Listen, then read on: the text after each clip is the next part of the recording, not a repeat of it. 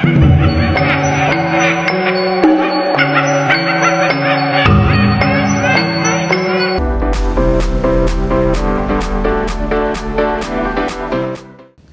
guys, kembali lagi sama Emily yang cantik. In this economy, better kita pergi ke Gunung Kawi. Itulah yang akhir-akhir ini lagi viral di media sosial. Sebuah gunung di Jawa Timur biasanya dikaitkan dengan ritual mistis, kekayaan instan, bahkan pengorbanan nyawa. Namanya sudah melegenda sebagai pusat pesugihan. Kalian pasti bisa menebak gunung apakah ini? Yaps, Gunung Kawi yang akhir-akhir ini lagi viral di media sosial, yang sering banget masuk di FYP-nya kalian dan FYP ku juga sih.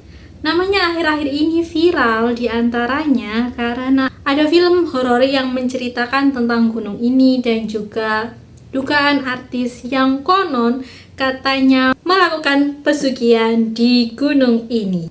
Tanpa kita sebut, pastilah kalian sudah terbesit oleh beberapa nama atau satu nama yang akhir-akhir ini banyak muncul di media sosial kita. Namun benarkah tempat ini menjadi sekutu makhluk gaib, atau selama ini kita salah paham dengan sejarahnya? Sebenarnya aku belum pingin untuk mengupload video tentang interesting place kali ini, cuma karena ini menurutku interesting sekali akhir-akhir ini karena membuat geger media sosial, makanya aku nggak sabar mau upload video ini. Di segmen interesting place kali ini kita akan membahas folklore ritual ekstrim yang akhir-akhir ini menggegerkan media sosial, hingga fakta sejarah asli dari Gunung Kawi yang sudah ada sejak abad ke-12. Pastikan kalian tonton sampai habis, siapkan cemilan dan minumannya, kita bahas karena ada sudut pandang yang jarang orang tahu.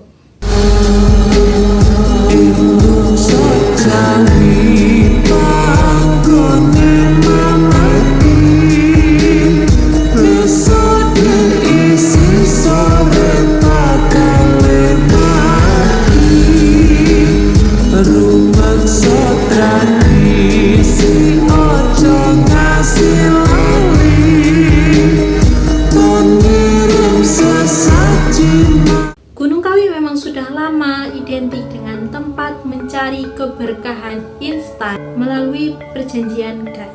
Berdasarkan cerita turun-temurun dari masyarakat sekitar, bahwa ada salah satu ritual ekstrim yang paling terkenal di sini, yaitu tumbal wedhus kendit. Wedhus kendit, wedhus dalam bahasa Jawa artinya kambing, dan kendit yaitu seperti sapu.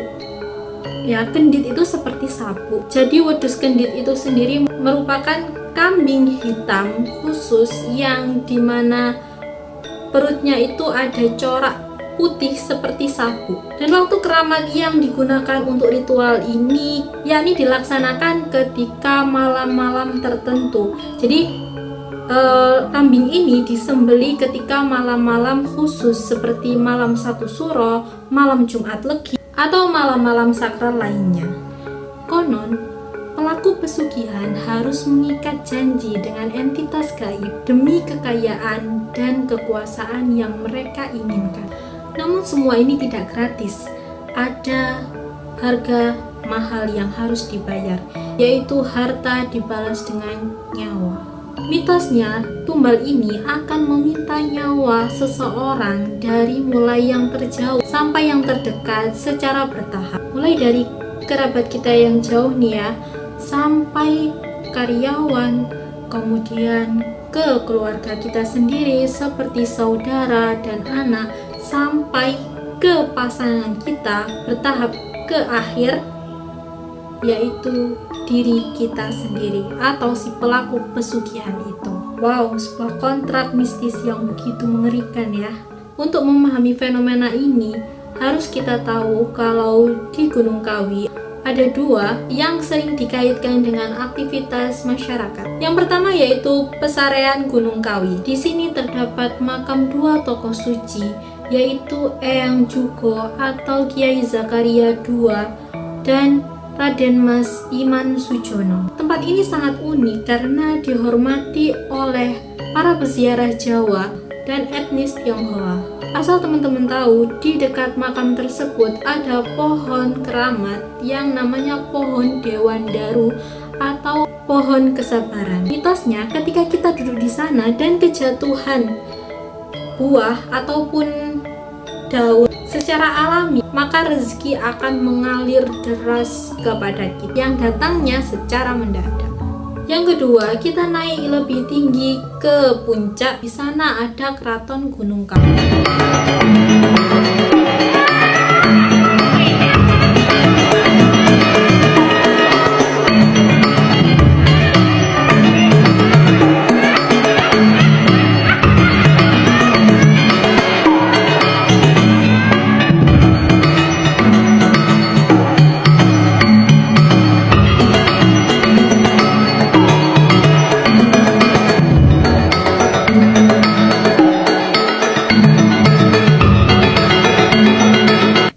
Terletak 3 tokoh pengawal yang sangat setia, yaitu Eyang Hamid, Eyang Broto, dan Eyang Joyo.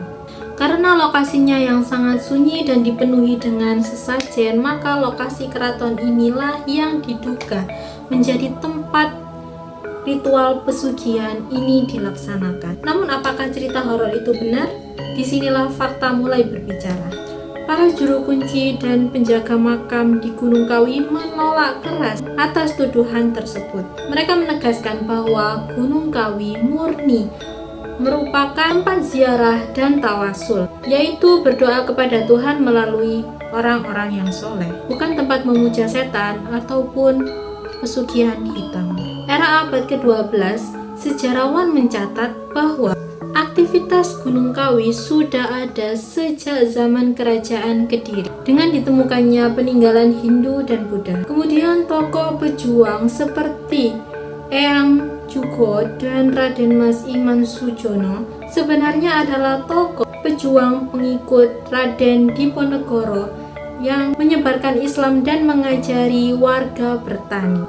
Lalu kenapa nama pesugihan begitu melekat di Gunung Kawi? Dari kacamata akademis, mitos ini merupakan bagian budaya dan identitas kolektif masyarakat. Ini terjadi karena adanya sinkretisme antara budaya Islam dan animisme. Kebutuhan ekonomi masyarakat yang sangat membutuhkan pemasukan yang instan, serta manajemen lokasi yang secara apik memadukan unsur Jawa dan Tionghoa. Kesimpulannya, semua cerita mistis tentang pesugihan ekstrim yang tadi masuk ke dalam kategori folklore atau kepercayaan yang beredar di masyarakat. Secara hukum memang tidak ada bukti yang nyata, dan tentu saja praktik pesugihan ini bertentangan dengan agama maupun norma. Nama Gunung Kawi kadung tercoreng dengan stigma negatif dan cerita turun-temurun dan konten yang viral di media sosial. Padahal tempat ini merupakan warisan sejarah dan simbol akulturasi budaya yang bernilai tinggi. Nah guys, bagaimana pendapat kalian tentang mitos Gunung Kawi ini?